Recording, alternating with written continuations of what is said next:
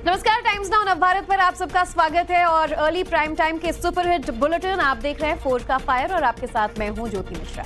नमस्कार, मैं हूं आपके साथ श्वेता श्रीवास्तव और आज खबरों में आपको एक्सक्लूसिवली दिखाएंगे, भले ही एमपी में अब शिवराज सीएम नहीं है, लेकिन उनकी जो लोकप्रियता है वो कैसे बहनों के सर चढ़कर बोल रही है। राजस्थान में भजन लाल शर्मा की ताजपोशी भी दिखाएंगे। संसद की सुरक्षा में सेंध लगाने वाले आरोपियों की कुंडली का विश्लेषण भी होगा और इसके अलावा हम आपको दिल्ली मुंबई की तमाम बड़ी खबरें दिखाएंगे। आपके शहरों की भी बात होगी, वहीं प्रकृति के प्रकोप की तस्वीरें भी होंगी। कहीं जंगल में लगी आग थमने का नाम नहीं ले रही, तो कहीं बर्फबारी से पूरा इलाका सफेद हो गया है। और तो और बेमौसम बारिश के आगे दुनिया के कई शहर सरेंडर कर चुके हैं। पूरी खबर आगे आपको बताएं, माफिया डॉन मुख्तार अंसारी से जुड़ी बड़ी जानकारी मिल रही है कि मुख्तार अंसारी को 5.5 साल की सजा सुनाई गई है। व्यापारी महावीर रुंगटा को दरअसल धमकी देने पर ये सजा एमपी एमएलए कोर्ट ने सुनाई है। नवंबर 1997 का मामला है और इस मामले में अब कोर्ट ने मुख्तार अंसारी को 5.5 साल जेल की सजा सुनाई है। आपको बता दें, महावीर जो है वो नंदकिशोर रुंगटा हत्याकांड का एकमात्र गवाह था।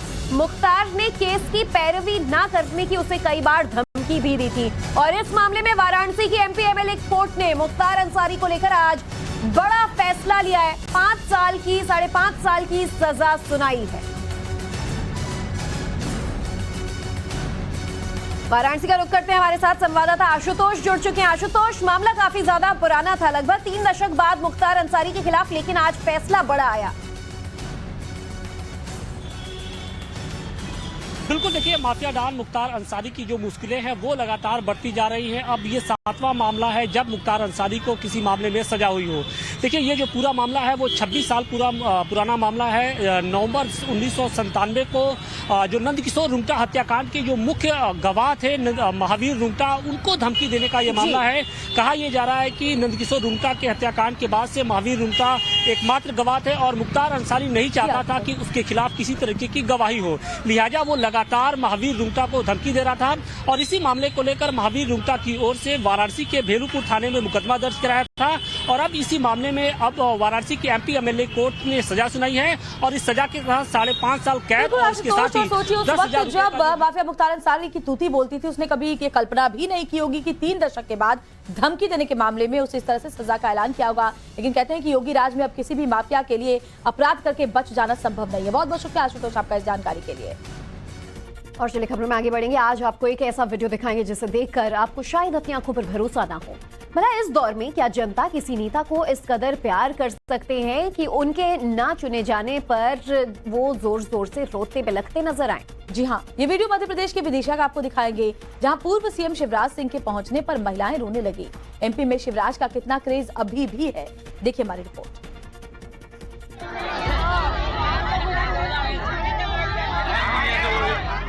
यहाँ भावनाओं का उफान है, यहाँ आंसुओं का सैलाब है।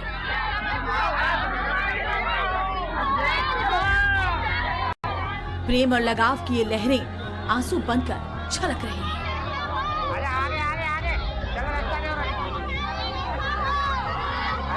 भैया आप क्यों चले गए? हर तरफ से यही आवाज आ रही थी। वाकई ये तस्वीरें भावुक कर देने वाली हैं। तस्वीरों को देखकर पत्थर दिल भी पिघल जाए। मेरा को भैया कैसा हो? शिवराज भैया कैसा हो? आंधी नहीं तूफान है। शिवराज सिंह कहां है? आंधी नहीं तूफान है। मध्य प्रदेश में शिवराज सिंह की लोकप्रियता कितनी चरम पर थी, ये तस्वीरें बयां करने के लिए काफी हैं। शिवराज न सिर्फ 18 साल तक मध्य प्रदेश के मुख्यमंत्री रहे, बल्कि वो जन जन के दिलों पर राज करते रहे।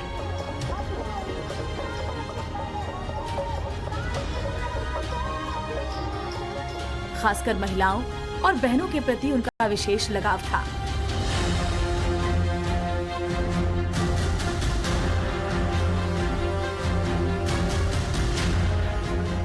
सूबे के युवा शिवराज को मामा कहकर पुकारते हैं, तो महिलाएं उन्हें भाई कहती हैं। हमारे देश में मामा के दिलों में भांजे भांजियों के प्रति कितना प्यार होता है, ये हर किसी को पता है।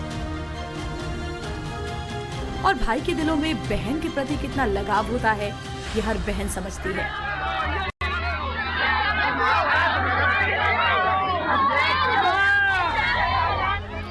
शिवराज की अपनी सगी बहन तो एक ही है, लेकिन उनकी लाडली बहनें सैकड़ों, हजारों और लाखों में नहीं बल्कि करोड़ों में हैं। तभी तो ये बहना अपने भाई से मिलने के बाद रो रही है।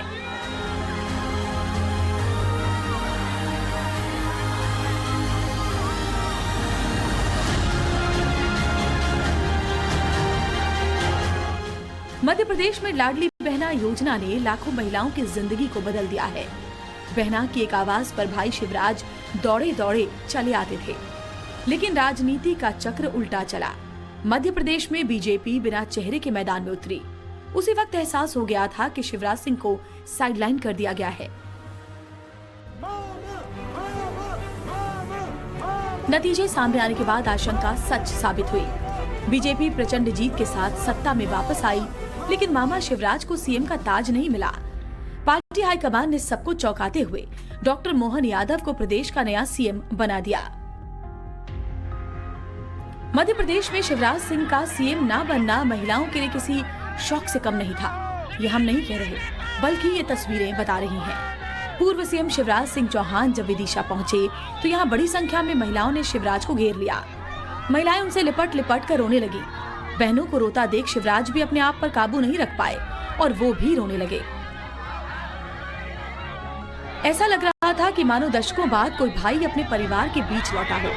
शिवराज बहनों के सिर पर हाथ फेरकर स्नेह और प्यार बरसा रहे थे, तो बहना चिल्ला रही थी, भैया आप क्यों चले गए? मामा जी वापस आना, अपनी बहनों के लिए वापस आना। मेरा का भैया कैसा हो? शिवराज भैया जैसा हो। आंधी नहीं तूफान है। शिवराज सिंह कहान है। आंधी नहीं तूफान है। शिवराज सिंह कहान है।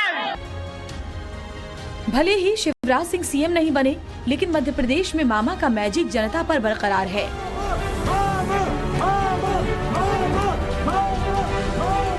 जिसकी बानगी आपने इस रिपोर्ट में जो वीडियो देखा, उसका हर एक फ्रेम इस बात की तस्दीक करता है। सियासत के अपने समीकरण होते हैं, उसके लिहाज से फैसले होते हैं किस समय कौन तख्त पर बैठेगा, लेकिन जो दिलों का प्यार है उसमें कोई सियासत कभी दरार पैदा नहीं कर सकती।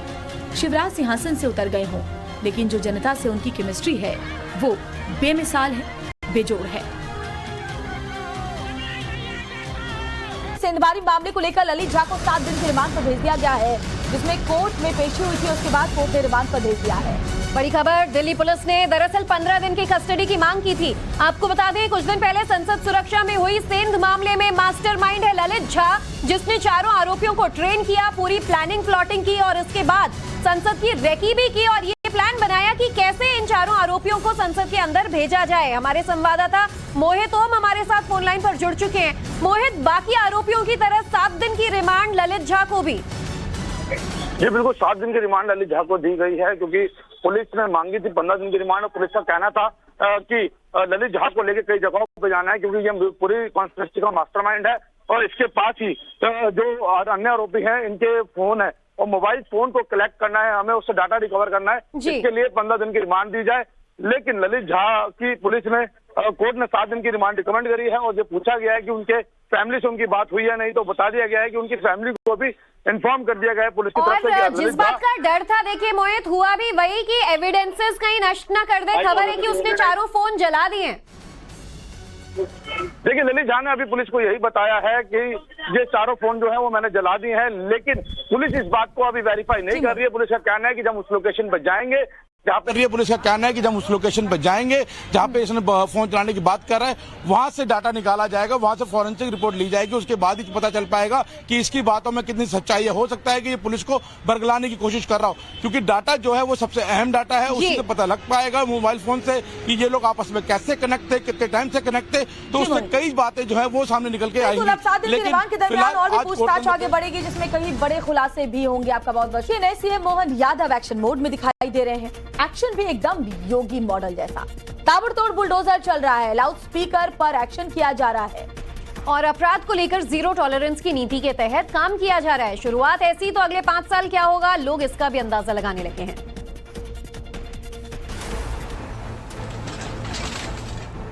मध्य प्रदेश के नए मुख्यमंत्री मोहन यादव एक्शन मोड में नजर आ रहे हैं। शपथ लेने के बाद से ही उनके फैसले सुर्खियों में हैं। स्टाइल स्टाइल यूपी के सीएम योगी आदित्यनाथ जैसा है। कानून व्यवस्था को लेकर जीरो टॉलरेंस की नीति के तहत काम किया जा रहा है। तस्वीरें भोपाल की हैं, जहां 3 आरोपियों के घरों पर बुलडोजर चल गया। नगर निगम की टीमें बुलडोजर लेकर पहुंची और आरोपियों के अवैध निर्माण को ध्वस्त कर दिया।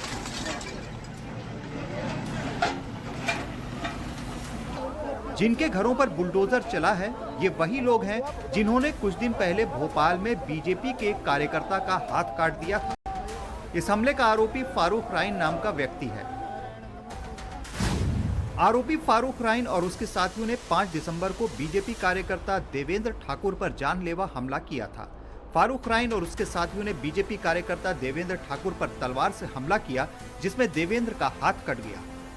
फारूक राइन पर अलग अलग थानों में 14 केस दर्ज हैं और उसका नाम भोपाल के हबीबगंज थाने की गुंडा लिस्ट में शामिल है।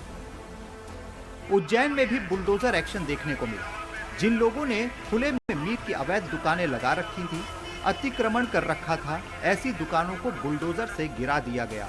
पहले प्रशासन की टीम ने मुनादी की और दुकानदारों को अपना सामान हटाने का मौका भी दिया। 3 बजे बाद आपके खिलाफ कार्रवाई की जाएगी निगम के द्वारा। उज्जैन महाकाल की नगरी है और नए सीएम का इलाका है, लिहाजा मैसेज क्लियर है कि अवैध निर्माण और अतिक्रमण बर्दाश्त नहीं किया जाएगा।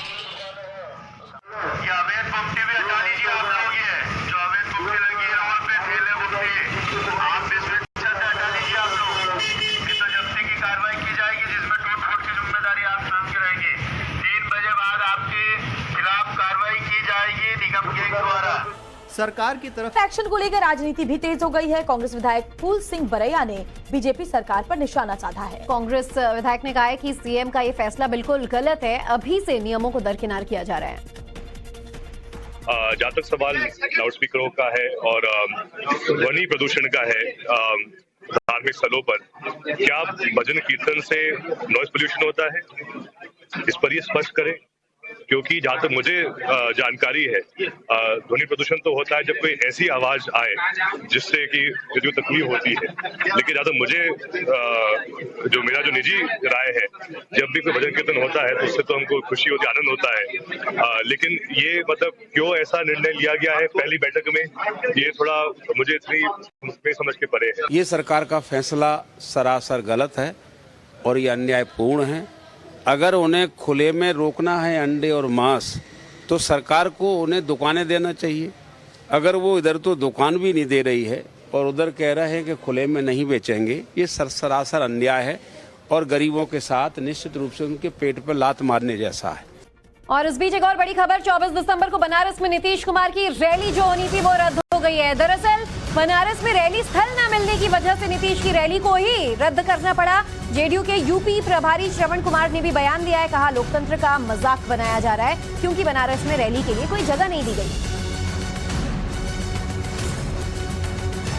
5 दिन के बाद ये बात बताई गई कि अब वहां पर आपको सभा करने की इजाजत नहीं दी जाएगी। जब कारण पूछा गया तो उन्होंने ये बताया कि हमारे ऊपर दबाव है, बुलडोजर चलने की बात कही जा रही, चलाने की बात कही जा रही है, यानी उस सभा स्थल को नहीं देने के लिए व्यवस्थापक पर दबाव डाला जा रहा है, उसको भयभीत किया जा रहा है। तो इस तरह से जो लोकतंत्र है खतरे में है। तो जेडीयू लोकतंत्र में को खतरा बता रही है, वहीं नीतीश की रैली रद्द होने पर बीजेपी ने भी बयान दिया है। नीतीश की रैली में किसी ने बाधा नहीं डाली, गिरिराज सिंह कह रहे हैं, और कह ये भी रहे कि भीड़ नहीं जुटी, इसलिए रैली रद्द कर दी क्योंकि उनको पता था कि रैली फ्लॉप होने वाली है। हमारे साथ बात करने के लिए केंद्रीय मंत्री गिरिराज सिंह मौजूद है, हम सीधे उन्हीं से बात करते हैं। सर, जो पार्लियामेंट में जिस तरह की घटना घटी है, इसको लेकर अब सियासत भी शुरू है। जेडीयू के राष्ट्रीय अध्यक्ष ललन सिंह, उन्होंने तो कह दिया कि अगर मुस्लिम होता जो कूदा है ऊपर से या कांग्रेस के सांसद के पास पे गया होता तो आज तस्वीर कुछ और होती देश में। देखिए, सदन के अंदर जो घटना घटी वो बहुत गंभीर मामला है और भारतीय जनता पार्टी और माननीय प्रधानमंत्री और ये संसद के अंदर का मामला है।